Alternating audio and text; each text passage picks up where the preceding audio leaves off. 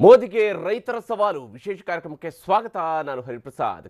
ಚುನಾವಣೆಗೂ ಮೊದಲು ಮೋದಿ ವಿರುದ್ಧ ಸಿಡಿದೆದ್ದ ರೈತರು ದೆಹಲಿಯಲ್ಲಿ ಅನ್ನದಾತರ ಅರೆಬೆತ್ತಲೆ ಮೆರವಣಿಗೆ. ಇಡೀ ದೇಶದಲ್ಲಿ ಸಾಲ ಮನ್ನಾ ಮಾಡ್ತಾರಾ ಮೋದಿ? 2019ರಲ್ಲಿ ಬಿಜೆಪಿ ಎದುರಿಸಬೇಕಾಗುತ್ತಾ ರೈತರ ಸಿಟ್ಟು? ಇದುವೇ ಹೊತ್ತಿನ ವಿಶೇಷ. ಮೋದಿಗೆ ರೈತರ ಸವಾಲು. ಪ್ರಧಾನಮಂತ್ರಿ ಮೋದಿಯವರು ತಮ್ಮ ಭಾಷಣಗಳಲ್ಲಿ ರೈತರಿಗಾಗಿ ತಮ್ಮ ಸರ್ಕಾರ ಏನೆಲ್ಲ ಕಾರ್ಯಕ್ರಮಗಳನ್ನು ಕೊಟ್ಟಿದೆ, ಏನೆಲ್ಲ ಕೆಲಸಗಳನ್ನು ಮಾಡಿದೆ, ಹೇಗೆ MSP ದರ ನಿಗದಿಯನ್ನು ನಾವು ಮಾಡಿದ್ದೀವಿ, ಎಲ್ಲ ವಿವರಣೆಯನ್ನು ನೀಡ್ತಾ ಇದ್ದಾರೆ. ಆದರೆ ರೈತರ ಸಾಲ ಮನ್ನಾದ ವಿಚಾರ ಬಂದಾಗ ಮಾತ್ರ ಇದು ಸ್ಟೇಟ್ ಸಬ್ಜೆಕ್ಟ್ ಅನ್ನುವ ರೀತಿಯ ನಿಲುವನ್ನು ಕೇಂದ್ರ ಸರ್ಕಾರ ಇದುವರೆಗೂ ಕೂಡ ತಾಳಿದೆ. ಈಗ ದೇಶಾದ್ಯಂತ ಬಂದಿರುವಂತಹ ರೈತರು ಇವತ್ತು ಪ್ರತಿಭಟನೆಯನ್ನು ನಡೆಸಿದರು. ದೆಹಲಿಯಲ್ಲಿ ಪ್ರತಿಭಟನೆಯನ್ನು ನಿನ್ನೆ ಮತ್ತು ಇವತ್ತು 2 ದಿವಸಗಳ ಪ್ರತಿಭಟನೆಯನ್ನು ನಡೆಸಿದ್ದಾರೆ. ಮೋದಿ ಸರ್ಕಾರದ ವಿರುದ್ಧ ವಾಗ್ದಾಳಿಯನ್ನು ನಡೆಸಿದ್ದಾರೆ. ರೈತರ ಹೋರಾಟದ ವೇದಿಕೆಯಲ್ಲಿ ರಾಜಕೀಯ ನಾಯಕರು ಕೂಡ ಕಾಣಿಸಿಕೊಂಡು ಭಾಷಣವನ್ನು ಮಾಡಿದ್ದಾರೆ. ಕೇಂದ್ರ ಸರ್ಕಾರದ ವಿರುದ್ಧ ವಾಗ್ದಾಳಿ ನಡೆಸಿದರೆ 2019ರ ಚುನಾವಣೆಯ ಕಡೆಗೆ ಎಲ್ಲರೂ ಕೂಡ ನಿಗಾ ಇಟ್ಟಿರುವಂಥದ್ದು ಕೂಡ ಸ್ಪಷ್ಟವಾಗಿದೆ. ಇದರ ಬಗ್ಗೆ ಡೀಟೇಲ್ ಆಗಿರುವಂಥ ರಿಪೋರ್ಟನ್ನು ಮೊದಲು ನೋಡೋಣ.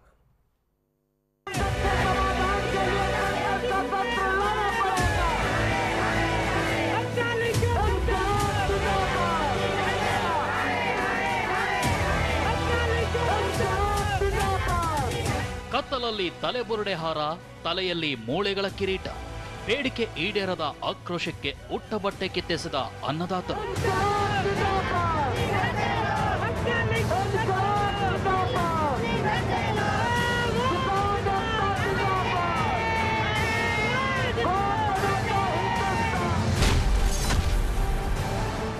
ರಾಷ್ಟ್ರ ರಾಜಧಾನಿಯಲ್ಲಿ ಕಿಸಾನ್ ಮುಕ್ತಿ ಮಾರ್ಚ್.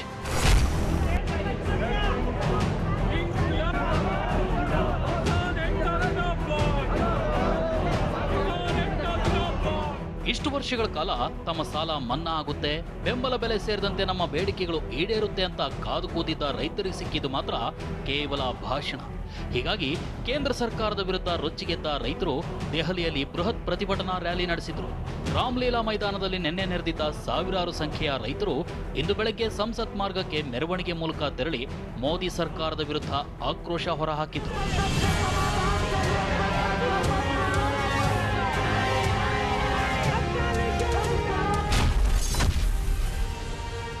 ಅಯೋಧ್ಯೆ ಬಿಡಿ, ನಮ್ಮ ಸಾಲ ಮನ್ನಾ ಮಾಡಿ.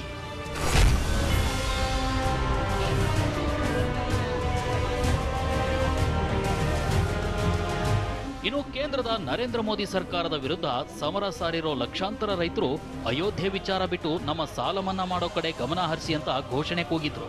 ಮುಂದಿನ ಲೋಕಸಭಾ ಚುನಾವಣೆಗೆ ಅಯೋಧ್ಯೆ ರಾಮ ಮಂದಿರ ವಿವಾದ ಅಜೆಂಡಾ ಸೆಟ್ ಮಾಡಲು ಹೊರಟಿರೋ ಬಿಜೆಪಿ ವಿರುದ್ಧ ರೈತರು ವಾಗ್ದಾಳಿ ನಡೆಸಿದ್ರು.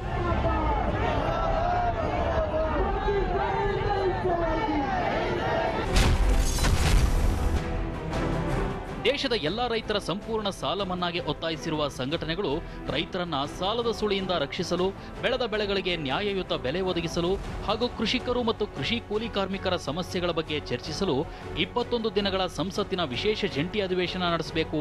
ಜೊತೆಗೆ ಸ್ವಾಮಿನಾಥನ್ ವರದಿ ಜಾರಿ ಮಾಡುವಂತೆ ರೈತರು ಒತ್ತಾಯಿಸಿದ್ದಾರೆ.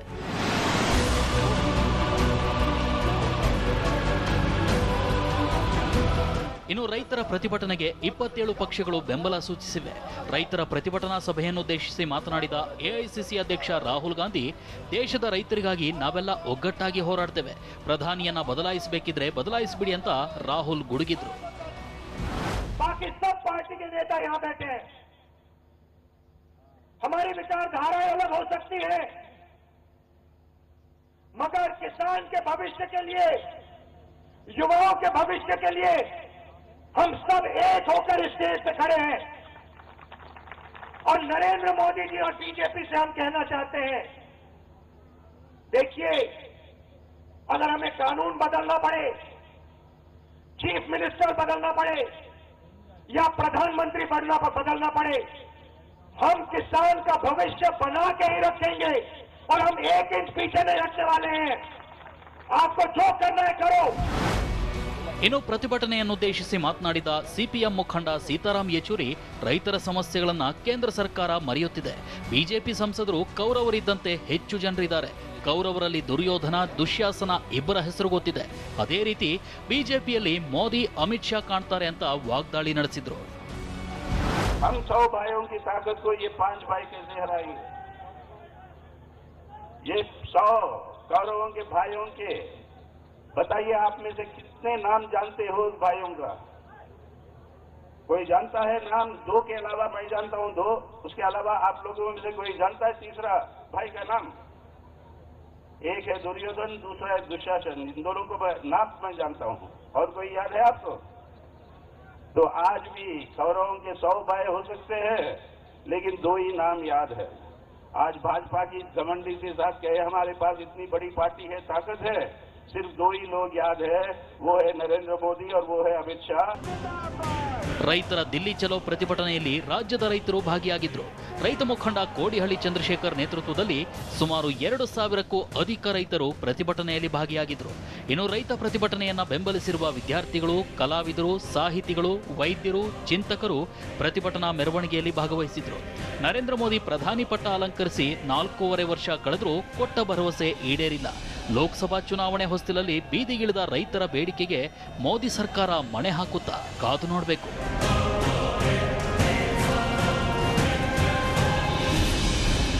ಹರೀಶ್, TV9, ನವದೆಹಲಿ. ರೈತರ ಹೋರಾಟದ ವೇದಿಕೆಯನ್ನೇ ಬಳಸಿಕೊಂಡು ರಾಜಕೀಯ ಪಕ್ಷಗಳ ನಾಯಕರು ಕೂಡ ಮೋದಿ ಸರ್ಕಾರದ ವಿರುದ್ಧ, ಕೇಂದ್ರ ಸರ್ಕಾರದ ವಿರುದ್ಧ ವಾಗ್ದಾಳಿಯನ್ನು ನಡೆಸಿದ್ದಾರೆ. ಸೀತಾರಾಮ್ ಯೆಚೂರಿ, ಹಾಗೆಯೇ ಅರವಿಂದ್ ಕೇಜ್ರಿವಾಲ್, ರಾಹುಲ್ ಗಾಂಧಿ ಇವರ ಮಾತುಗಳು ಏನಿದ್ವು, ಯಾವ ರೀತಿಯಂತಹ ಮಾತುಗಳನ್ನು ಆಡಿದ್ರು, ಹೇಗೆ ಸರ್ಕಾರ ಬದಲಿಸಬೇಕು ಅನ್ನುವಂತಹ ಮಾತಿನವರೆಗೂ ಕೂಡ ಈ ಒಂದು ಹೋರಾಟವನ್ನು ತೆಗೆದುಕೊಂಡು ಹೋಗಿರುವಂಥದ್ದು ಪ್ರತಿಪಕ್ಷಗಳ ನಾಯಕರು. ಇದರ ಬಗ್ಗಿನ ಡೀಟೇಲ್ಸ್ ಅನ್ನು ನೋಡೋಣ. ಹೇಗೆ ಇವು 3 ಜನ ಮಾತನಾಡಿದ್ದಾರೆ ಅನ್ನೋದನ್ನು ನೋಡೋಣ. 100 कौरवों के भाइयों के, बताइए आप में से कितने नाम जानते हो उस भाइयों का? कोई जानता है नाम? 2 के अलावा मैं जानता हूं 2, उसके अलावा आप लोगों में से कोई जानता है तीसरा भाई का नाम? एक है दुर्योधन, दूसरा है दुशासन। इन दोनों को नाम मैं जानता हूं, और कोई याद है आपको? तो आज भी कौरवों के 100 भाई हो सकते हैं, लेकिन 2 ही नाम याद है। आज भाजपा की घमंडी के साथ कहे हमारे पास इतनी बड़ी पार्टी है, ताकत है, सिर्फ 2 ही लोग याद है, वो है नरेंद्र मोदी और वो है अमित शाह। और जैसे महाभारत में उनको हराया गया था, उसी तरीके से हम जब कहते हैं 5 पांडव, तो 5 उंगली हमारे हाथ में जब ये मुट्ठी के रूप में बदलते हैं और लाल सलाम का नारा आता है, कोई ताकत नहीं है हमें रोकने वाला। इस सरकार को हटाकर किसान हित में हम इस कानून को बनाएंगे।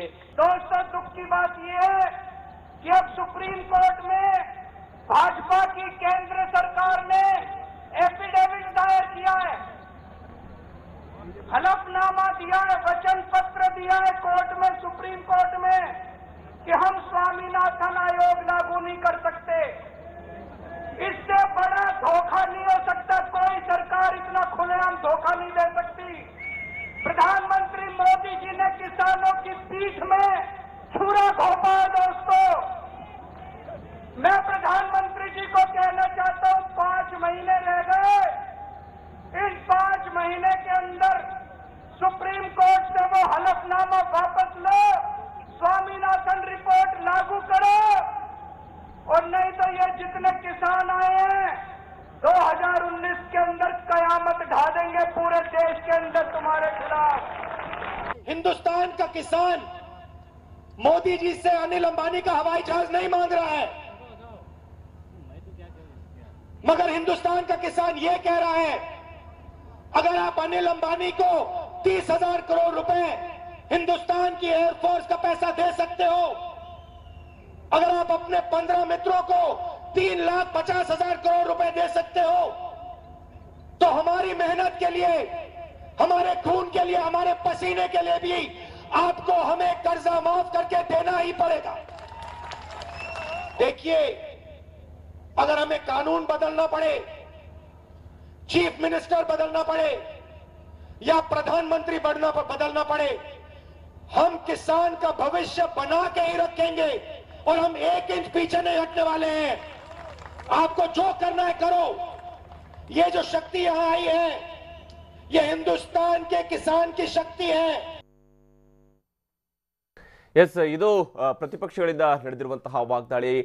ಒಂದು ಕಡೆ ರೈತರ ಹೋರಾಟ ಮತ್ತು ಈ ಹೋರಾಟವನ್ನು ಕೂಡ ಹೋರಾಟದಲ್ಲಿನೇ ರಾಜಕೀಯ ನಾಯಕರು ಕೂಡ ಭಾಗಿಯಾಗಿರೋದ್ರಿಂದ ಎಲ್ಲ ಪಕ್ಷಗಳು ಕೂಡ ಬೆಂಬಲವನ್ನು ಕೊಟ್ಟು ಎಲ್ಲ ಪ್ರಮುಖವಾದಂತಹ ಬೇಡಿಕೆ ಆಗಿರುವಂತಹ ಸಾಲ ಮನ್ನಾ ಆಗಲೇಬೇಕು ಅನ್ನುವಂತಹ ಒತ್ತಾಯವನ್ನ ಎಲ್ಲರ ಪಕ್ಷಗಳು ಕೂಡ ಕೇಂದ್ರ ಸರ್ಕಾರದ ಮೇಲೆ ಮಾಡಿವೆ. ಸ್ವಾಮಿನಾಥನ್ ಆಯೋಗದ ವರದಿ ಜಾರಿಯನ್ನ ಮಾಡಬೇಕು ಅನ್ನುವಂತಹ ಒತ್ತಾಯವನ್ನ ಎಲ್ಲ ಪಕ್ಷಗಳು ಕೂಡ ಮಾಡ್ತಾ ಇರುವಂತಹ ಎಲ್ಲ ಪ್ರತಿಪಕ್ಷಗಳು ಕೂಡ ಈ ಒತ್ತಾಯಕ್ಕೆ ಬೆಂಬಲವಾಗಿ ನಿಂತಿರುವಂತದ್ದು ವಿಶೇಷ. ಇದರ ಬಗ್ಗೆ ಚರ್ಚೆ ನಾವು ಆರಂಭಿಸೋಣ. ನಮ್ಮ ಜೊತೆಗೆ ನಮ್ಮ ಸ್ಟುಡಿಯೋದಲ್ಲಿ ಅತಿಥಿಗಳು ಕೂಡ ಜಾಯ್ನ್ ಆಗಿದ್ದಾರೆ. ಭಾರತೀಯ ಜನತಾ ಪಕ್ಷದ ರಾಜ್ಯ ವಕ್ತಾರರಾಗಿರುವ ವಾಮನಾಚಾರ್ಯ ಅವರೊಂದಿಗೆ ಈ ಕಾರ್ಯಕ್ರಮದಲ್ಲಿ ಜಾಯ್ನ್ ಆಗಿದ್ದಾರೆ. ಬಳ್ಳಾರಿಯ ನೂತನ ಸಂಸದರಾಗಿರುವ VS ಉಗ್ರಪ್ಪ ಅವರೊಂದಿಗೆ ಈ ಕಾರ್ಯಕ್ರಮದಲ್ಲಿ ಜಾಯ್ನ್ ಆಗಿದ್ದಾರೆ. JDSನ ಮಾಜಿ ಶಾಸಕರಾಗಿರುವ NH ಕೋನರೆಡ್ಡಿ ಅವರೊಂದಿಗೆ ಈ ಕಾರ್ಯಕ್ರಮದಲ್ಲಿ ಜಾಯ್ನ್ ಆಗಿದ್ದಾರೆ. ಜನಶಕ್ತಿ ಸಂಘಟನೆಯ ಮುಖಂಡರು ಹಾಗೂ ರೈತರ ಈ ಹೋರಾಟದಲ್ಲಿ ಭಾಗವಹಿಸಿರುವಂತಹ ಡಾಕ್ಟರ್ ವಾಸು ಅವರೊಂದಿಗೆ ದೆಹಲಿಯಿಂದ ಈ ಕಾರ್ಯಕ್ರಮದಲ್ಲಿ ಜಾಯ್ನ್ ಆಗಿದ್ದಾರೆ. ಮೊದಲಿಗೆ ವಾಸು ಅವರೇ, ದೆಹಲಿಯವರೆಗೂ ಕೂಡ ರೈತರು ಬಂದು ಹೋರಾಟವನ್ನು ನಡೆಸಬೇಕಾದಂತ, ಹೋರಾಟವನ್ನ ರೂಪಿಸಬೇಕಾದಂತ ಅನಿವಾರ್ಯತೆ ಸೃಷ್ಟಿಯಾಗಿರುವಂತದ್ದು ಯಾಕೆ ವಾಸು ಅವರೇ?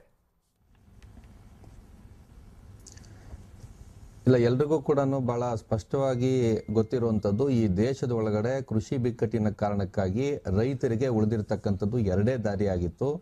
ಒಂದು ಆತ್ಮಹತ್ಯೆ, ಇಲ್ಲ ಅಂತಂದ್ರೆ ನಗರಗಳಿಗೆ ವಲಸೆ ಹೋಗುವಂಥದ್ದು. ಇವತ್ತು ನಗರಗಳು ಕೂಡ ಅವ್ರನ್ನ ಹಿಡಿದಿಡಕ್ಕೆ ಆಗದೆ ಇರುವಂತ ಸಂದರ್ಭದೊಳಗಡೆ ರೈತರು ಈ ಹೋರಾಟವನ್ನ ಇವತ್ತಿಂದ ಮಾಡ್ತಾ ಇರೋದಲ್ಲ, ಅದು ಸ್ಪಷ್ಟವಾಗಿ ಗೊತ್ತಿದ್ರಿಂದಲೇ ನರೇಂದ್ರ ಮೋದಿ ಅವರು 2014ರ ಚುನಾವಣೆಗೆ ಮುಂಚೆ ಅವರು ರೈತರ ಸಾಲ ಮನ್ನಾದ ಕುರಿತಾದಂತ ಮಾತುಗಳನ್ನ ಅವರ ಚುನಾವಣಾ ಭಾಷಣದಲ್ಲಿ ಹೇಳಿದ್ರು. ಮತ್ತು ಬಿಜೆಪಿಯ ಚುನಾವಣಾ ಪ್ರಣಾಳಿಕೆ ಒಳಗಡೆ ರಾಷ್ಟ್ರೀಯ ರೈತ ಆಯೋಗ ಏನು ಸ್ವಾಮಿನಾಥನ್ ಅವರ ವರದಿಯಲ್ಲಿ ಅವರ ನೇತೃತ್ವದಲ್ಲಿ ಇತ್ತು, ಆ ಶಿಫಾರಸಿನಲ್ಲಿ ಉತ್ಪಾದನಾ ವೆಚ್ಚದ ಮೇಲೆ 50% ಲಾಭಾಂಶವನ್ನು ಕೊಡ್ತೀವಿ ಅಂತ ಬಿಜೆಪಿಯ ಮ್ಯಾನಿಫೆಸ್ಟೋ ಒಳಗಡೆ ಸ್ಪಷ್ಟವಾಗಿತ್ತು. ಅದಲ್ಲದೆ ರೈತರ ಆದಾಯವನ್ನು ದ್ವಿಗುಣ ಮಾಡುವಂತ ವಿಚಾರವನ್ನು ಕೂಡ ಅವರು ಹೇಳಿದ್ರು. ಆದ್ರೆ ಇವತ್ತೇನಾಗಿದೆ, ಆತ್ಮಹತ್ಯೆಗಳ ಸರಣಿ ಇನ್ನೂ ಕೂಡ ನಿಂತಿಲ್ಲ. ಬೆಂಬಲ ಬೆಲೆ ಯಾವುದನ್ನ ಘೋಷಣೆ ಮಾಡಲಾಗಿದೆ ಅದು ಕೂಡ ಸಿಕ್ಕಿಲ್ಲ ಅನ್ನುವಂಥದ್ದು ಬಹಳ ಸ್ಪಷ್ಟವಾಗಿ ಜೈ ಕಿಸಾನ್ ಆಂದೋಲನ ಮಾಡಿದಂತ ಒಂದು ಅಧ್ಯಯನದಲ್ಲಿ ಸಾಬೀತಾಗಿದೆ. ಮತ್ತು ಸಾಲ ಮನ್ನಾದ ವಿಚಾರ ಇಲ್ಲವೇ ಇಲ್ಲ ಮತ್ತು ಕೇಂದ್ರ ಸರ್ಕಾರ ಅದಕ್ಕೆ ಯಾವುದೇ ನೆರವನ್ನು ಕೊಡಕ್ಕಾಗೋದಿಲ್ಲ ಅನ್ನುವಂಥ ಮಾತನ್ನ ಕೇಂದ್ರ ಸರ್ಕಾರ ಪದೇ ಪದೇ ಹೇಳ್ತಾ ಬಂದಿದೆ. ಮತ್ತು ಎಲ್ಲಕ್ಕಿಂತ ಮುಖ್ಯವಾಗಿ ಸ್ವಾಮಿನಾಥನ್ ಆಯೋಗದ ಶಿಫಾರಸಿನ ಕುರಿತಾದಂತ ಬಹಳ ಮುಖ್ಯವಾದ ಶಿಫಾರಸು ಏನಿತ್ತು ಅದನ್ನ ನಾವು ಜಾರಿ ಮಾಡೋಕ್ಕಾಗಲ್ಲ ಅಂತ ಸುಪ್ರೀಂ ಕೋರ್ಟ್ ನಲ್ಲಿ ಕೇಂದ್ರ ಸರ್ಕಾರ ಅಫಿಡವಿಟ್ ಹಾಕಿದೆ. ಇದಾದ ನಂತರದಲ್ಲಿ ಮಧ್ಯಪ್ರದೇಶದಲ್ಲಿ ಏನು ಮಂಡಸೂರ್ನಲ್ಲಿ ನಡೆದಂತ ಗೋಲಿಬಾರ್ ಇತ್ತು, ಅಲ್ಲಿಂದ ಆಚೆಗೆ ಈ ದೇಶದ ಸುಮಾರು 200ರಷ್ಟು ರೈತ ಸಂಘಟನೆಗಳು ಒಗ್ಗಟ್ಟಾಗಿ ಆಲ್ ಇಂಡಿಯಾ ಕಿಸಾನ್ ಸಂಘರ್ಷ ಕೋಆರ್ಡಿನೇಷನ್ ಕಮಿಟಿ ಯಾವ್ದು ಇವತ್ತಿನ ದಿವಸ ಮಾರ್ಚ್ ನ ನಡೆಸ್ತು, ಅವರು ಕಳೆದ 1.5 ವರ್ಷದಿಂದ ನಿರಂತರವಾಗಿ ಈ ಪ್ರಕ್ರಿಯೆ ನಡೆಸ್ತಾ ಬಂದಿದ್ದಾರೆ. ಇದು ಸಡನ್ ಆಗಿ ಇವತ್ತು ನಡೆದಿರುವಂತದ್ದಲ್ಲ. ಈ ಮಧ್ಯೆ ಬೆಂಬಲ ಬೆಲೆ ಅನ್ನುವಂಥದ್ದು ಯಾವ ರೀತಿಯಲ್ಲಿ ಒಂದು ದೊಡ್ಡ ಧೋಖ ಆಗಿದೆ ಅನ್ನೋದನ್ನ ಮುಂದಿಟ್ಟಿದ್ದಾರೆ. ಪ್ರಧಾನ ಮಂತ್ರಿ ಫಸಲ್ ಬಿಮಾ ಯೋಜನೆ ಏನಿದೆ, ರೈತರು ಕಟ್ತಾ ಇರುವಂತಹ ಪ್ರೀಮಿಯಂ ಎಷ್ಟು, ಅದು ಸಿಗ್ತಾ ಇರೋದು ಎಷ್ಟು, ಮತ್ತು ಅದರ ಪ್ರಮುಖ ಫಲಾನುಭವಿ ರೈತರಲ್ಲ ಮತ್ತು ಅನಿಲ್ ಅಂಬಾನಿ ಅನ್ನುವಂಥದ್ದು ನಮ್ಮ ಮುಂದೆ ಸ್ಪಷ್ಟವಾಗಿ ಅಂಕಿಅಂಶಗಳ ಜೊತೆಗೆ ಸಾಬೀತಾಗಿದೆ. ಮತ್ತು ಮೂರನೇದಾಗಿ ಈ ಸ್ವಾಮಿನಾಥನ್ ವರದಿಯ ವಿಚಾರದಲ್ಲಿ ಏನಿದೆಲ್ಲ ಕೂಡ ಹೋರಾಟ ಶುರುವಾಯಿತು. ಆಮೇಲೆ ಎಚ್ಚೆತ್ಕೊಂಡಂತ ಸರ್ಕಾರ ಈ ವರ್ಷದ ಬಜೆಟ್ ನಲ್ಲಿ ನಾವು ಈ 50% ಕೊಡ್ತೀವಿ ಅಂತ ಏನ್ ಹೇಳಿದ್ರು, ಇದು ಎಲ್ಲದಕ್ಕಿಂತ ದೊಡ್ಡ ಮೋಸ ಆಗಿದೆ. ಯಾಕಂದ್ರೆ ಅದಕ್ಕೆ ಬೇಕಿರುವಂತಹ ಯಾವುದೇ ಫಿನಾನ್ಷಿಯಲ್ ಅಲೋಕೇಶನ್ ಇಲ್ಲ. ಮತ್ತು ಸ್ವಾಮಿನಾಥನ್ ಆಯೋಗದಲ್ಲಿ C2+50% ಅಂತ ಒಂದು ಉತ್ಪಾದನಾ ವೆಚ್ಚವನ್ನ ಲೆಕ್ಕ ಹಾಕುವ ವಿಧಾನ ಏನಿತ್ತು ಅದ್ರ ಬಗ್ಗೆ ಯಾವುದೇ ಸ್ಪಷ್ಟತೆಯನ್ನ ಇವತ್ತಿನವರೆಗೂ ಕೂಡ ನಾವು ನವೆಂಬರ್ ತಿಂಗಳ ಕೊನೆಯಲ್ಲಿದ್ದೀವಿ ಅದನ್ನು ಸ್ಪಷ್ಟಪಡಿಸಲಿಲ್ಲ. ಈ ಎಲ್ಲ ಹಿನ್ನೆಲೆಯಲ್ಲಿ ಇವತ್ತು ದೇಶದ ಪ್ರತಿಯೊಂದು ರಾಜ್ಯ, ನಿಮ್ಗೆ ಈಶಾನ್ಯ ಭಾರತದ ರಾಜ್ಯಗಳಿಂದಲೂ ಸೇರಿದಂತೆ ಪ್ರತಿಯೊಂದು ರಾಜ್ಯದಿಂದ ರೈತರು ಅಲ್ಲಿಗೆ ಲಕ್ಷಾಂತರ ಸಂಖ್ಯೆಯಲ್ಲಿ ದೆಹಲಿಯನ್ನ ತಲುಪಿದ್ರು. ದೆಹಲಿಯ ಬೇರೆ ಬೇರೆ ಭಾಗಗಳಿಂದ ನಿನ್ನೆ ಬೆಳಗ್ಗೆ ಹೊರಟು ರಾಮಲೀಲಾ ಮೈದಾನಕ್ಕೆ ಬಂದು ಇದ್ದು ಅಲ್ಲಿಂದ ಇವತ್ತು ಪಾರ್ಲಿಮೆಂಟ್ ಸ್ಟ್ರೀಟ್ಗೆ ಮೆರವಣಿಗೆ ಮಾಡಿದ್ದಾರೆ. ಬಟ್ ಮುಖ್ಯವಾದಂತ ಒಂದು ಸಂಗತಿಯನ್ನು ಇಲ್ಲಿ ಗಮನಕ್ಕೆ ತರಬೇಕು. ಈ ಒಂದು ಬೇಡಿಕೆಗೆ ಇಡೋದಕ್ಕೆ ಮುಂಚೆ ಒಂದು ಬಹಳ ಸುದೀರ್ಘವಾದಂತ ಅಧ್ಯಯನ ಮತ್ತು ಒಂದು ಎಕ್ಸರ್ಸೈಸ್ ನಡೀತು. ಈಗಾಗಲೇ ಲೋಕಸಭೆ ಸ್ಪೀಕರ್ ಒಪ್ಕೊಂಡಿದ್ದಾರೆ, ಈ ಆಲ್ ಇಂಡಿಯಾ ಕಿಸಾನ್ ಸಂಘರ್ಷ ಕೋಆರ್ಡಿನೇಷನ್ ಕಮಿಟಿಲಿ ಇರುವ ಮಹಾರಾಷ್ಟ್ರದ ಲೋಕಸಭಾ ಸದಸ್ಯರು ರಾಜು ಶೆಟ್ಟಿ ಅವರು ಒಂದು ಬಿಲ್ ಅನ್ನ ಲೋಕಸಭೆಯಲ್ಲಿ ಮಂಡಿಸಿದ್ದಾರೆ.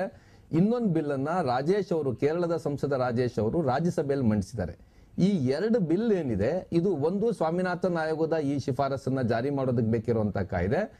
ಎರಡನೇದು ಸಂಪೂರ್ಣ ಸಾಲ ಮನ್ನಾ ಅಂದ್ರೆ ರೈತರದ್ದು ಮಾತ್ರ ಅಲ್ಲ, ಕೃಷಿಯನ್ನು ನಂಬಿರ್ತಕ್ಕಂಥ ಗ್ರಾಮೀಣ ಭಾಗದ ಎಲ್ಲರ ಸಾಲ ಮನ್ನಾ ಮಾಡ್ತಕ್ಕಂಥ ಇನ್ನೊಂದು ಕಾಯ್ದೆ. ಇವೆರಡನ್ನೂ ಕೂಡ ಇವತ್ತಿನ ದಿವಸ ಸಂಸತ್ತಲ್ಲಿ ಮಂಡನೆ ಮಾಡಲಾಗಿದೆ. ಈ ಕಾಯ್ದೆ ಎರಡನ್ನೂ ಕೂಡ ಚರ್ಚೆಗೆ ತೆಗೆದುಕೊಳ್ಳೋದಕ್ಕೆ ಸಂಸತ್ತಿನ ವಿಶೇಷ ಅಧಿವೇಶನ ಕರಿಬೇಕು ಅನ್ನೋದು ಇವತ್ತಿನ ಈ ಏನು ಕಿಸಾನ್ ಮುಕ್ತಿ ಮಾರ್ಚ್ ಇತ್ತು ಅದರ ಏಕೈಕ ಒಂದು ಡಿಮ್ಯಾಂಡ್ ಆಗಿತ್ತು. ಮತ್ತೆ ಮಾತಾಡ್ತೀನಿ, ಚರ್ಚೆ ನಾವು ಮುಂದುವರಿಸೋಣ. ಉಗ್ರಪ್ಪ ಅವ್ರ ಜೊತೆಗೆ ಹಾಗೆ ವಾಮನಾಚಾರ್ಯ ಜೊತೆಗೆ, ಕೋನರೆಡ್ಡಿ ಅವರ ಜೊತೆಗೆ ಮಾತಾಡೋಣ ಚಿಕ್ಕ ಬ್ರೇಕ್ ನಂತರ. ರಘಂದ್ರ ಮತ್ತೊಮ್ಮೆ ಸ್ವಾಗತ. ನಾವು ಚರ್ಚೆಯನ್ನು ಮುಂದುವರಿಸೋಣ. ಉಗ್ರಪ್ಪ ಅವರೇ, ಇವತ್ತು ಬಹಳ ದೊಡ್ಡ ಹೋರಾಟವನ್ನು ರೈತರ ಮೂಲಕವಾಗಿ ಸಂಘಟನೆ ಆಗಿರುವಂಥದ್ದು. ಪ್ರತಿಪಕ್ಷಗಳು ಕೂಡ ಇದನ್ನ ಮೋದಿ ಸರ್ಕಾರ ಏನೇನೆಲ್ಲ ತಪ್ಪುಗಳನ್ನು ಮಾಡಿದಾವೆ, ಹೇಗೆ ರೈತರಿಗೆ ಅನ್ಯಾಯ ಆಗಿದೆ ಅನ್ನೋದನ್ನು ಪ್ರಸ್ತಾಪಿಸ್ತಾ ಇದೆ.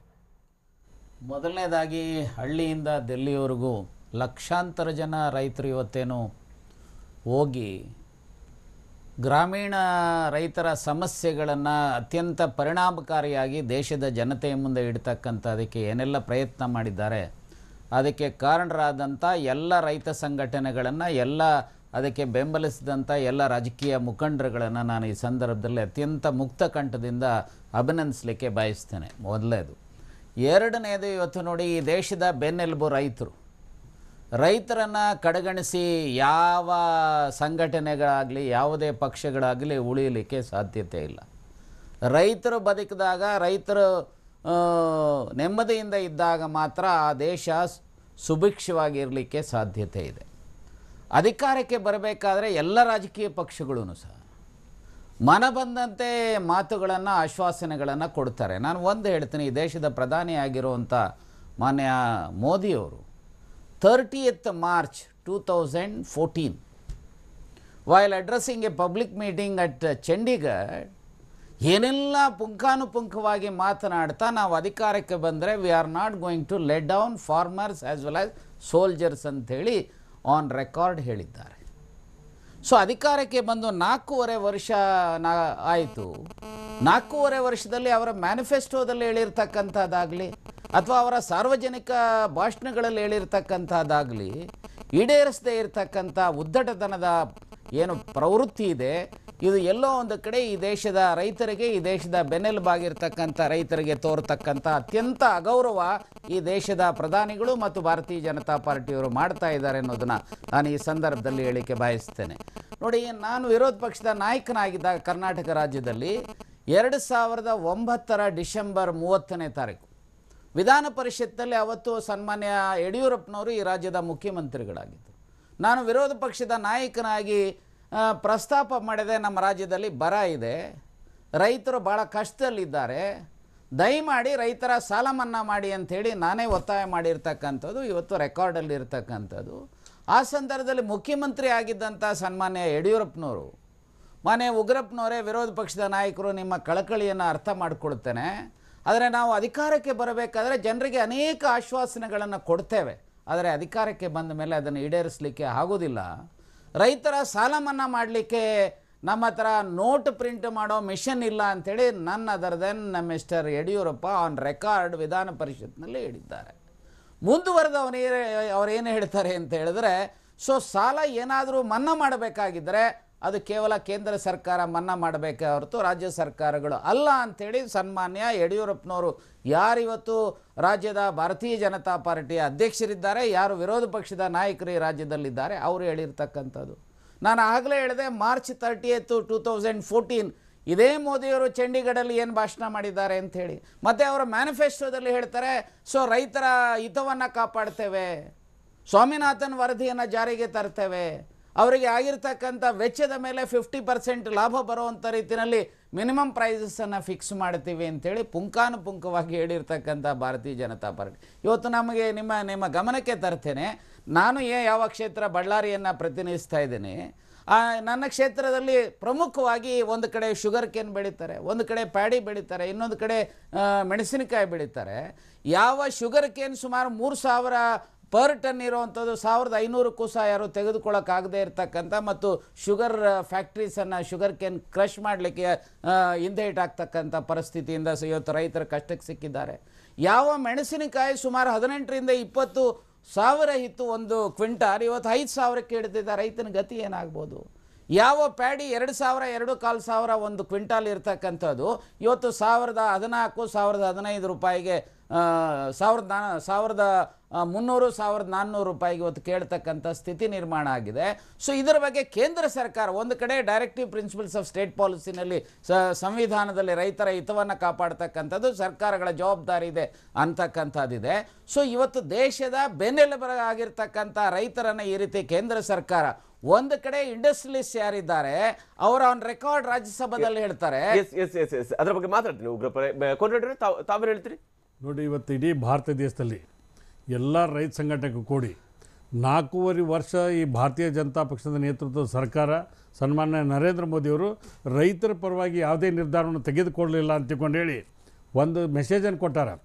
ಒಕ್ಕಲಿಗೆ ಒಕ್ಕದಿದ್ದರೆ ಬಿಕ್ಕುವುದು ಜಗವೆಲ್ಲ ಅಂಥೇಳಿ. ಅದೇ ರೀತಿಯಲ್ಲಿ ಇವತ್ತು ಎಲ್ಲ ಸಂಘಟನೆಗಳು ಸನ್ಮಾನ್ಯ ನರೇಂದ್ರ ಮೋದಿಯವರ ಗಮನ ತೆಗೆದಿರ್ತಕ್ಕಂಥ ಪ್ರಯತ್ನವನ್ನು ಮಾಡ್ಯಾರ. ಇವತ್ತು ಸ್ವಾಮಿನಾಥನ್ ವರದಿ ನಾವು ಜಾರಿ ಮಾಡೋಂತ ಇರಲಿಲ್ಲ. ಭಾರತೀಯ ಜನತಾ ಪಕ್ಷದವರು ತಮ್ಮ ಪ್ರಣಾಳಿಕೆಯಲ್ಲಿ ಅದಕ್ಕೆ ಇಲೆಕ್ಷನ್ಗಿಂತ ಮೊದಲೇಕ ಅವರು ಅನೌನ್ಸ್ ಮಾಡಿದಂಥದ್ದನ್ನು ಮರೆತುಬಿಟ್ರಿ.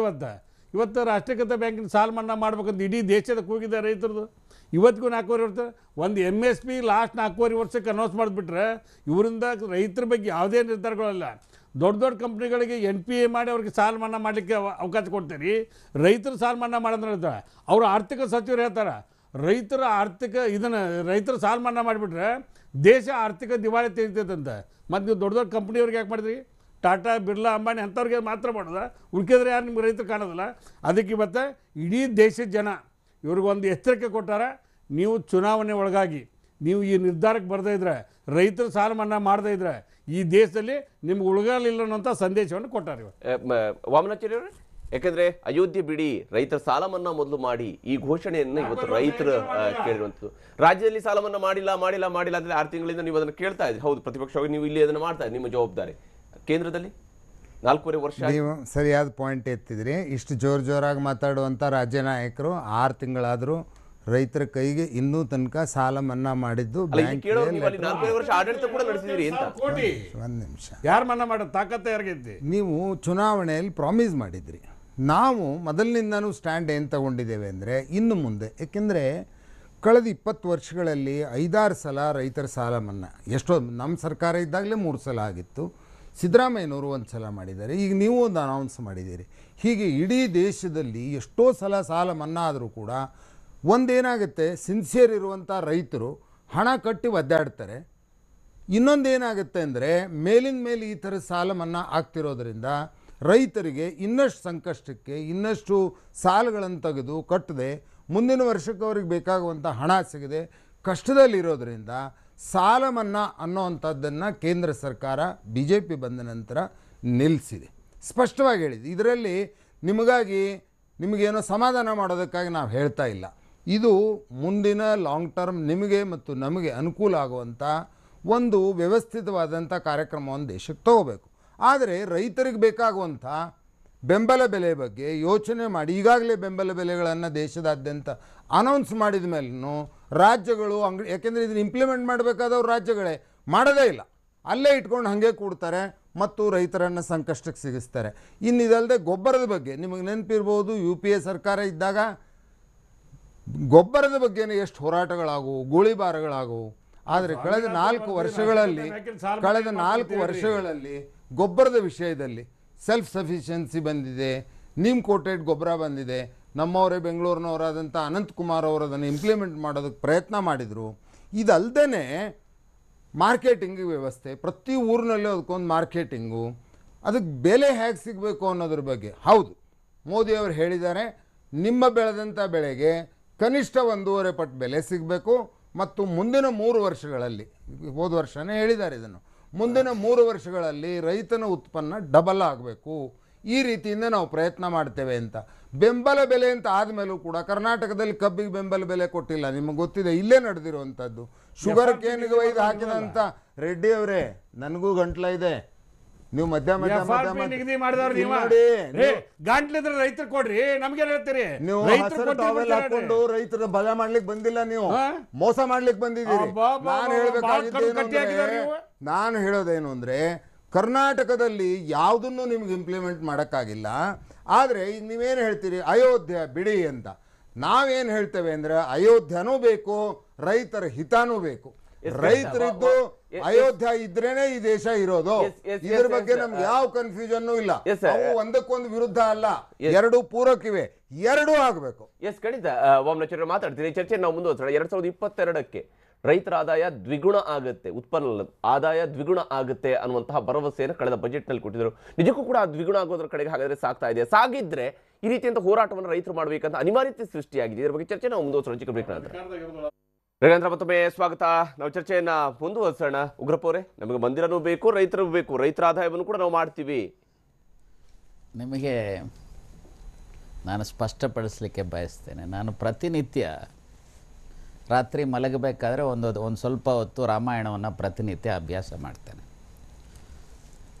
ಮೂಲ ರಾಮಾಯಣ ಮಹರ್ಷಿ ವಾಲ್ಮೀಕಿ ಬರೆದಿರ್ತಕ್ಕಂಥ ಮೂಲ ರಾಮಾಯಣದ ಅಯೋಧ್ಯಾಕಾಂಡದ 100ನೇ ಸರ್ಗ ಭಾಳ ಇಂಪಾರ್ಟೆಂಟ್. ಅಯೋಧ್ಯಾಕಾಂಡದ 100ನೇ ಸರ್ಗ, ಅದರಲ್ಲಿ ಸುಮಾರು 25-26 ಶ್ಲೋಕಗಳಿದ್ದಾವೆ.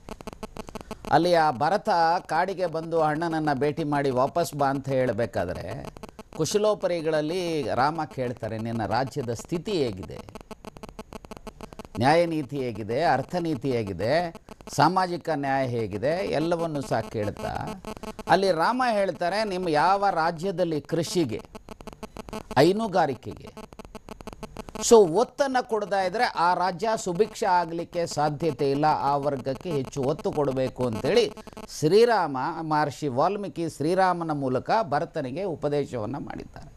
ಆದರೆ ನನ್ನ ಸ್ನೇಹಿತರಿಗೆ ಇವೆಲ್ಲ ಅರ್ಥ ಆಗೋದಿಲ್ಲ. ಬರೇ ಒಂದು ದೇವಸ್ಥಾನ ಕಟ್ಟಿ ಜನರ ಕಣ್ಣಿಗೆ ಮಣ್ಣೆರಿಸ್ತಕ್ಕಂಥ ಪ್ರಯತ್ನ ಮಾಡ್ತಾರೆ ಹೊರತು ಆ ರಾಮಾಯಣದ ಮೂಲಕ ಯಾವ ಸಂದೇಶ ಇದೆ ಆ ಸಂದೇಶವನ್ನು ಪಾಲಿಸ್ತಕ್ಕಂಥ ಬದ್ಧತೆಯ ಕೊರತೆ ಇವತ್ತು ಭಾರತೀಯ ಜನತಾ ಪಾರ್ಟಿಯವರೆಲ್ಲ ಕಾಣ್ತಾ ಇದೆ ಅನ್ನೋಂಥ ಮಾತನ್ನು ಹೇಳಲಿಕ್ಕೆ ಬಯಸ್ತೀನಿ. ಇದೊಂದು ಸಾಲ ಮನ್ನಾ ಮಾಡೋದ್ರಿಂದ ಬಹುಶಃ ದೇಶದ ಎಕಾನಮಿ ಹಾಳಾಗುತ್ತೆ ಅಂಥೇಳಿ ಪಾಪ ಭಾರತೀಯ ಜನತಾ ಪಾರ್ಟಿಯವರು ಹೇಳ್ತಾ ಇದ್ದಾರೆ. ಲಾಸ್ಟ್ ಇಯರ್ ರಾಜ್ಯಸಭಾದಲ್ಲಿ ಉತ್ತರ ಕೊಟ್ಟಿದ್ದಾರೆ.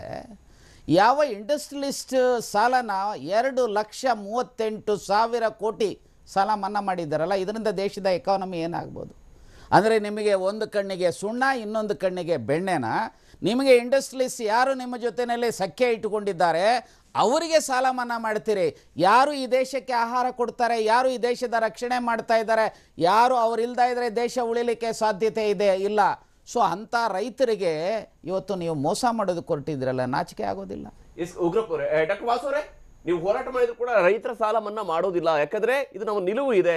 ದೇಶದ ಮುಂದಿನ ಭವಿಷ್ಯದ ದೃಷ್ಟಿಯಿಂದ, ಆರ್ಥಿಕ ನೀತಿಯ ದೃಷ್ಟಿಯಿಂದ ಸಾಲ ಮನ್ನಾ ಮಾಡದೇ ಇಲ್ಲ ನಾವು ಅಂತ ಹೇಳುವಂತ ನಿಲುವು. ಹಾಗಾದ್ರೆ ಹೋರಾಟ ಮಾಡಿರುವಂತ ಉದ್ದೇಶ ಏನಾಗುತ್ತೆ? ಎಷ್ಟರ ಮಟ್ಟಿಗೆ ಹಾಗಾದ್ರೆ ನಿಮ್ಮ ಹೋರಾಟ ಈಡೇರುತ್ತೆ? ಹರಿಪ್ರಸಾದ್, ಒಂದು ವೇಳೆ ಅವರ ಪಾಲಿಸಿಯನ್ನೇ ಸಾಲ ಮನ್ನಾ ಮಾಡೋದು ಅಲ್ಲ ಅನ್ನೋದಾದ್ರೆ ಚಂಡೀಗಢದಲ್ಲಿ ನಡೆದಂತ ಆ ಒಂದು ರ್ಯಾಲಿಯಲ್ಲಿ ನಾವು ಸಾಲ ಮನ್ನಾ ಮಾಡ್ತೀವಿ ಅಂತ ಯಾಕೆ ಹೇಳಿದ್ರು?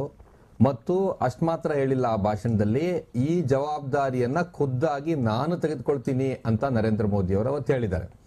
ಎರಡನೇದಾಗಿ ಅದಾದ ಮೇಲೆ ಉತ್ತರ ಪ್ರದೇಶ ಮತ್ತು ಮಹಾರಾಷ್ಟ್ರದೊಳಗಡೆ ಏನು ವಿಧಾನಸಭಾ ಚುನಾವಣೆ ನಡೀತು, ಆ ಚುನಾವಣೆ ಒಳಗಡೆ ನೀವು ಹಾಗಾದ್ರೆ ಸಾಲ ಮನ್ನಾದ ಭರವಸೆಯನ್ನ ಯಾಕೆ ಕೊಟ್ರಿ ಮತ್ತು ಅದನ್ನ ಈಡೇರಿಸೋಕೆ ನೀವೇನೋ ಮಾಡ್ತಿದೀವಿ ಅಂತೇಳಿ ಅರೆಬರೆ ಪ್ರಯತ್ನವನ್ನ ಇವತ್ತು ಕರ್ನಾಟಕದ ಸಮ್ಮಿಶ್ರ ಸರ್ಕಾರ ಮಾಡ್ತಿರುವಂತ ಅರೆಬರೆ ಪ್ರಯತ್ನದ ರೀತಿಯಲ್ಲೇನೆ ನೀವು ಅದನ್ನ ಯಾಕೆ ಮಾಡ್ತಾ ಇದ್ದೀರಿ? ಹಾಗೆ ನೋಡಿದ್ರೆ ಸಾಲ ಮನ್ನಾ ಕುರಿತಾಗಿ ನಿಮ್ಗೊಂದು ಪಾಲಿಸಿ ಇದೆ, ಇಲ್ವೇ ಇಲ್ಲ ಅಂತಲ್ಲ. ಆ ಪಾಲಿಸಿ ಏನು ಅಂತಂದ್ರೆ, ನಾವು ರೈತರ ಮತ್ತು ಜನಸಾಮಾನ್ಯರ ಸಾಲ ಮನ್ನಾ ಮಾಡೋದಿಲ್ಲ, ಬದಲಿಗೆ ನಾವು ಕಾರ್ಪೊರೇಟ್ಗಳ ಸಾಲ ಮನ್ನಾ ಮಾಡ್ತೀವಿ.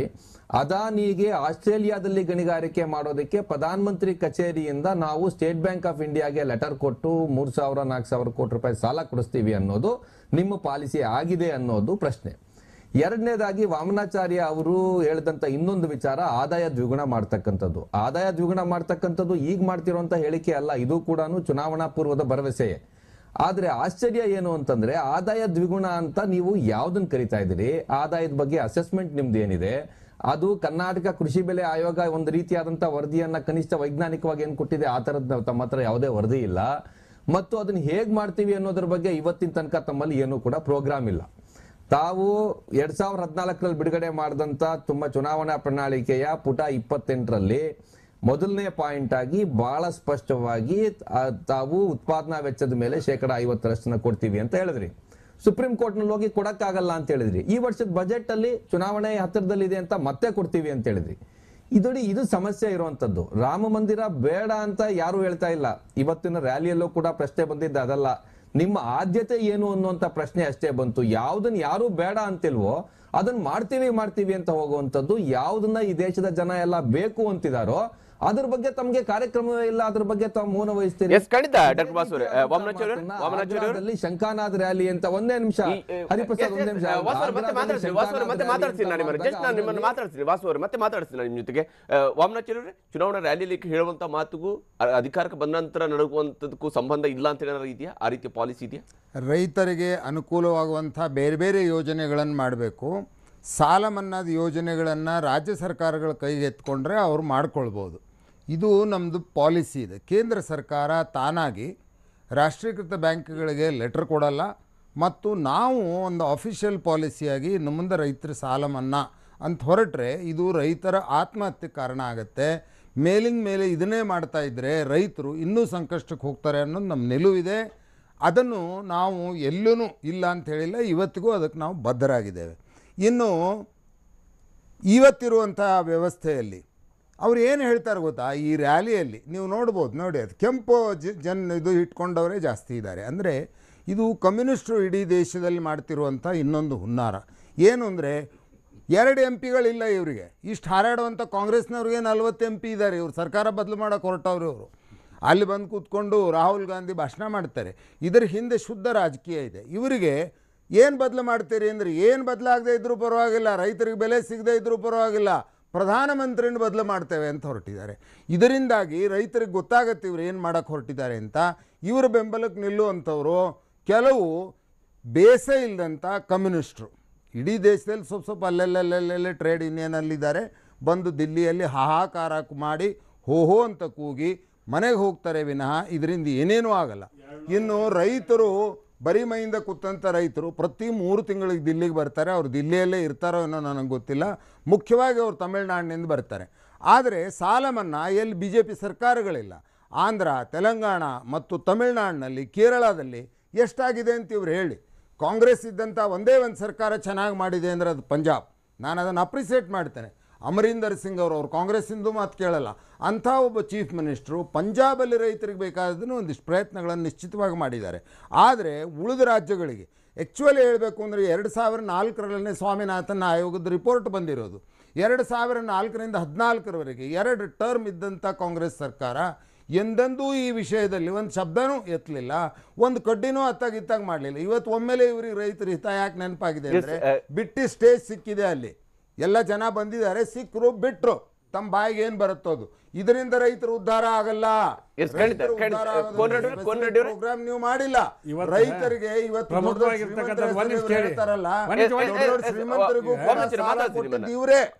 ಇವರೇ ಸಾಲ ಕೊಟ್ಟು ಆ ಸಾಲವನ್ನು ಮುಳುಗಿಸೋಂಗ್ ಮಾಡಿದ್ದಾರೆ ಬ್ಯಾಂಕ್ಗಳಲ್ಲಿ. ನೋಡಿ, ಇವತ್ತು ಸ್ವಾಮಿನಾಥನ್ ವರದಿ ಜಾರಿ ಮಾಡ್ಬೇಕಂತ ಇವ್ರು BJP ಪ್ರಣಾಳಿಕೆಯಲ್ಲಿ ಹಾಕ್ಕೊಂಡ್ರು. ಇವತ್ತು ಅದಕ್ಕೆ ಕೋರ್ಟಿಗೆ ಅಫಿಡೇವಿಟ್ ಕೇಂದ್ರ ಸರ್ಕಾರನ ಸಲ್ಲಿಸಿತು. ಅದಕ್ಕೆ ಹೊಣೆ BJPನ ಹೊರಬೇಕಾಗತ್ತೆ. ರಾಷ್ಟ್ರೀಕೃತ ಬ್ಯಾಂಕಿನ ಸಾಲ ಮನ್ನಾ ಮಾಡ್ಬೇಕಂತ ರೈತರ ಬೇಡಿಕೆ ಇದ್ದಲ್ಲ, ಇದು ಇವತ್ತಿಂದಲ್ಲ, ಕಳೆದ 20 ವರ್ಷದಿಂದನೂ ಇದೆ. ಆದರೆ ಇವ್ರು ಮಾಡ್ತೀವಿ ಅಂತ ಹೇಳಿದಾರು ಮೋದಿ ಸಾಹೇಬ್ರಲ್ಲ. ಮೊನ್ನೆ ಇದು ಬೈ ಎಲೆಕ್ಷನ್ ನಡೆದಾಗೂ ಇಲ್ಲಿ ಕರ್ನಾಟಕದಾಗ ಬಂದಾಗ ಹೇಳಿದರು. ಇವತ್ತು ನಾನು ಒಂದು ಮನವಿ ಮಾಡ್ತೇನೆ, ವಾಮನಾಚಾರ್ಯರು ಭಾಳ ಕಲರ್ ಕಟ್ಟಿ ಮಾತಾಡ್ಬೋದು ಇಲ್ಲಿ ಕೂತ್ಕೊಂಡು, ಆದರೆ ರೈತರಿಗೆ BJPಗೆ ಸಂಬಂಧ ಇಲ್ಲ. ನಿಮಗೆ ಇವರು ಹೇಳಿಕೆ ಪ್ರಕಾರ ಇವ್ರು ಹೇಳಿದ್ರು ನಾವು ಸಾಲ ಮನ್ನಾ ಮಾಡೋಕ್ಕೆ ತಯಾರಿಲ್ಲ ಅಂತ ದೇಶಕ್ಕೆ ಇವತ್ತು ಮೆಸೇಜ್ ಕೊಡ್ತಾ ಇದ್ದಾರೆ. ನೀವು ಸಾಲ ಮನ್ನಾ ಕೊಡ್ತಾಯಿದ್ರೆ ಮತ್ತು ಆ ದೊಡ್ಡ ಕಂಪ್ನಿಗಳಿಗೆ ಹಾಕ್ಬಿಟ್ರಿ, NPA ಮಾಡಿ ಹಾಕಿ ಕೊಟ್ರಿ ಅಂದ್ರೆ ಇವತ್ತು 2 ಲಕ್ಷಕ್ಕಿಂತ ಹೆಚ್ಚು ಕೋಟಿ ಸಾಲ ಮನ್ನಾ ಮಾಡಿರಿ.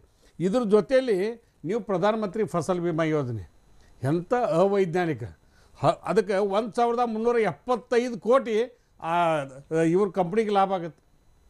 ಇವತ್ತು ನಾವು ಎಲ್ಲರಿಗೂ ಹೇಳ್ತಕ್ಕಂಥದ್ದು, ಇವತ್ತು ರಾಜೀವ್ ಶೆಟ್ಟಿ ಅವರು ಒಂದು ಕಬ್ಬಿನ ಇದಕ್ಕೆ ಬಿಲ್ ತಂದಾರ. ಅದು ಇವತ್ತು ನೋಡಿ FRP ನಿಗದಿ ಮಾಡ್ತಕ್ಕಂಥವ್ರು ಯಾರು? ಸನ್ಮಾನ್ಯ ಕುಮಾರಸ್ವಾಮಿ ಅವರು ರೈತರ ಕರೆದು ಕರ್ನಾಟಕಕ್ಕೆ ಇವರು 1 ಲಕ್ಷ ರೈತರು ಕರ್ಕೊಂಡೋಗಿ ವಿಧಾನಸೌಧಕ್ಕೆ ಹೋರಾಟ ಮಾಡ್ತಾರಂತ 10ನೇ ತಾರೀಕಿಗೆ. ಬೆಳಗಾವಿ ಅಧಿವೇಶನ ಹೋರಾಟಕ್ಕೆ ಅಷ್ಟ ಉಪಯೋಗ ಮಾಡಬೇಡ್ರಿ, ರೈತರಿಗೆ ಒಳ್ಳೇದಾಗೋದನ್ನ ವಿರೋಧ ಪಕ್ಷವಾಗಿ ಸಲಹೆ ಕೊಡಿ. ಇವರು ಸಹ ಹೋರಾಟ ಮಾಡ್ತಾರಂತ. ನಿಮ್ಮ ರಾಷ್ಟ್ರೀಕೃತ ಬ್ಯಾಂಕ್ ಇವತ್ತು ರೈತರು ಹೋರಾಟ ಮಾಡತ್ತಾರಲ್ಲ, ಹೋಗಿ ನರೇಂದ್ರ ಮೋದಿ ಸಾಹೇಬ್ ಕಡೆ ಅಲ್ಲಿ ಹೋರಾಟ ಮಾಡಿರಿ. ಅದು ಬಿಟ್ಕೊಂಡು ಕರ್ನಾಟಕದಾಗ ಉತ್ತರ ಕರ್ನಾಟಕದಾಗ ಬಂದು ಬರೀ ನಾವು ಹೋರಾಟಕ್ಕೆ ನಿಂತೇವೆ ಅಂತ ತಿಳ್ಕೊಂಡು ಹೇಳ್ತಕ್ಕಂಥದ್ದು ಅಲ್ಲ. ನಾನು ಹೇಳ್ತಕ್ಕಂಥದ್ದು, ಈ ಭಾರತ ದೇಶದಲ್ಲಿ 48,000 ಕೋಟಿ ಸಾಲ ಮನ್ನಾವನ್ನು ಯಾವ ಮುಖ್ಯಮಂತ್ರಿಗೂ ಮಾಡಲಿಲ್ಲ. ಸಮ್ಮಿಶ್ರ ಸರ್ಕಾರದ ಮುಖ್ಯಮಂತ್ರಿಯಾಗಿ ಸನ್ಮಾನ್ಯ ಕುಮಾರಸ್ವಾಮಿ ಅವರು ಒಂದು ದೊಡ್ಡ ನಿರ್ಣಯ ಮಾಡ್ಯಾರ.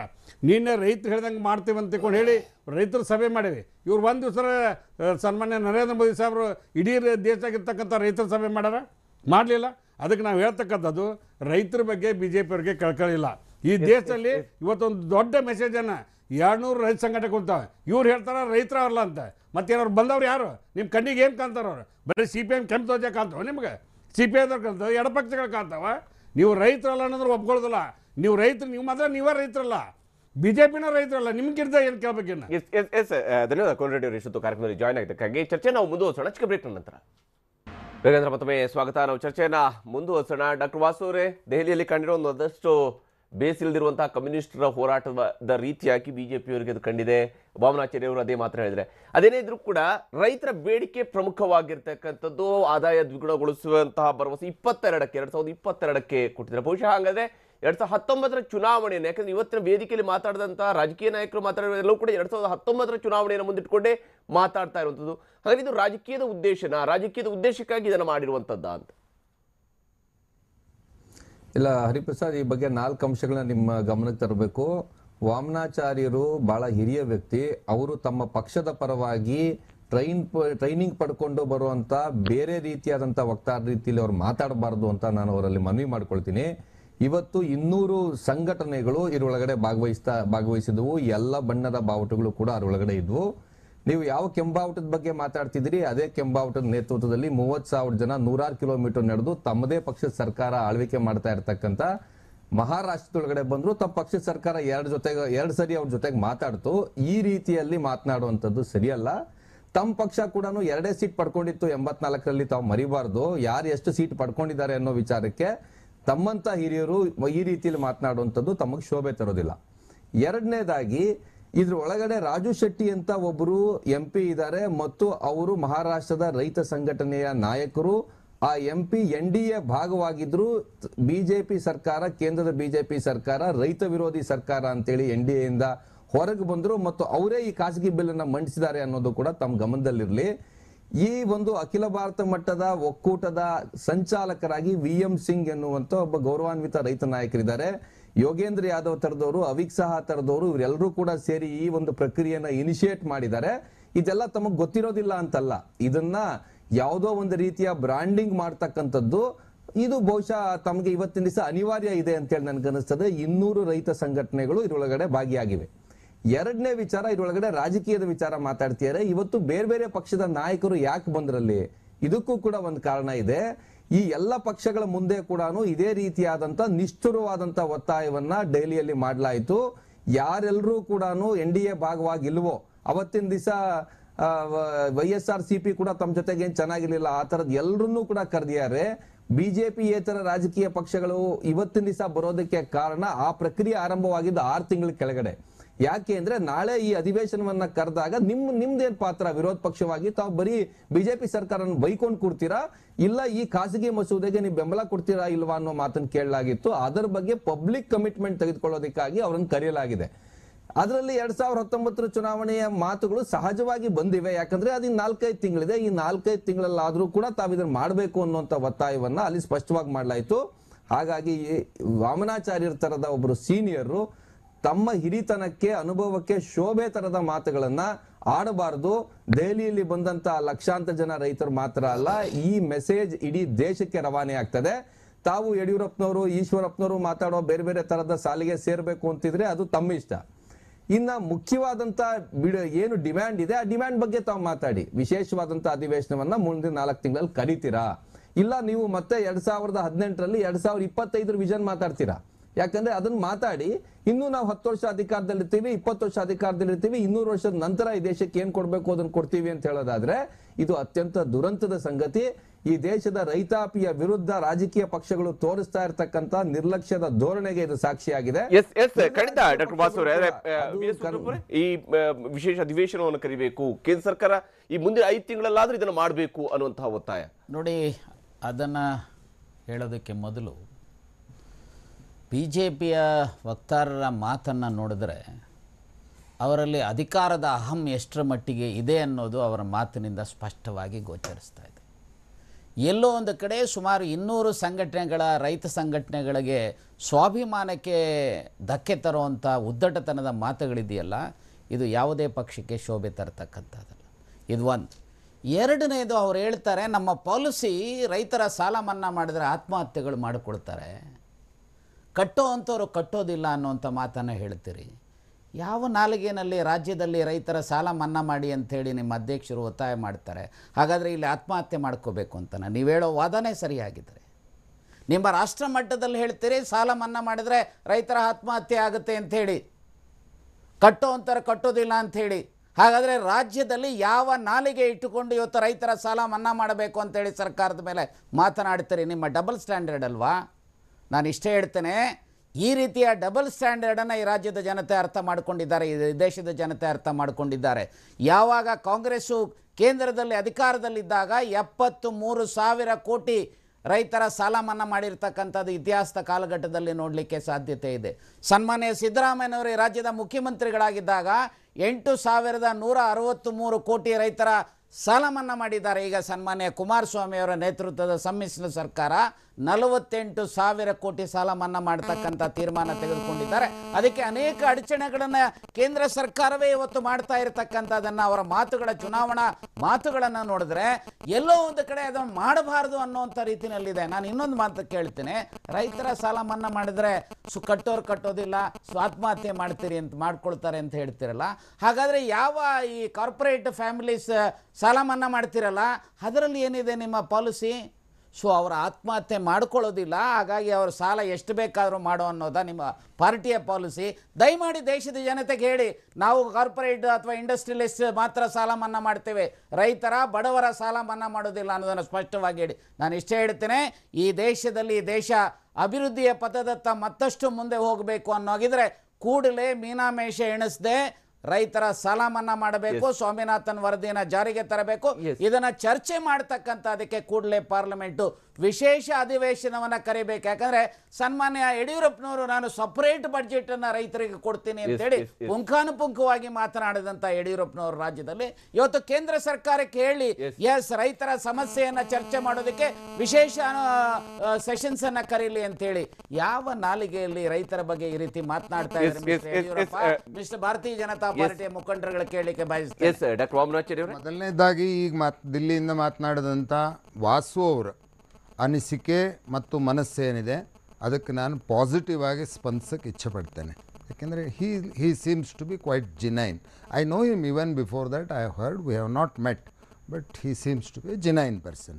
ಆದರೆ ನಾನು ಉಳಿದ ಪಕ್ಷಗಳಿಗೆ ಯಾಕೆ ಇದನ್ನು ಹೇಳಿದೆ ಅಂದರೆ, ಎಲ್ಲ ವಿವಿಧ ಪಕ್ಷಗಳು ಇದ್ದಾಗಲೂ ಕೂಡ ಈ ಪ್ರಶ್ನೆ ಹಾಗೇ ಉಳ್ಕೊಂಡು ಕಳೆದ 60 ವರ್ಷದಲ್ಲಿ ಭೂತಾಕಾರವಾಗಿ ಬೆಳೆದು ನಿಂತಿದೆ.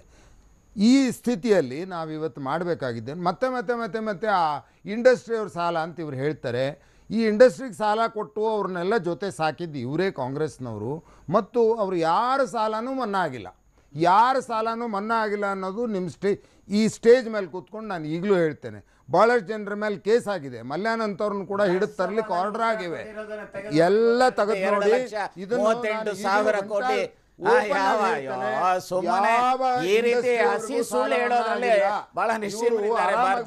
ಮೇಲೆ ಕೂತು ಈಗ ಹಗುರಾಗಿ ಮಾತಾಡ್ಕೊಂಡು ಹೋಗ್ತಾರೆ.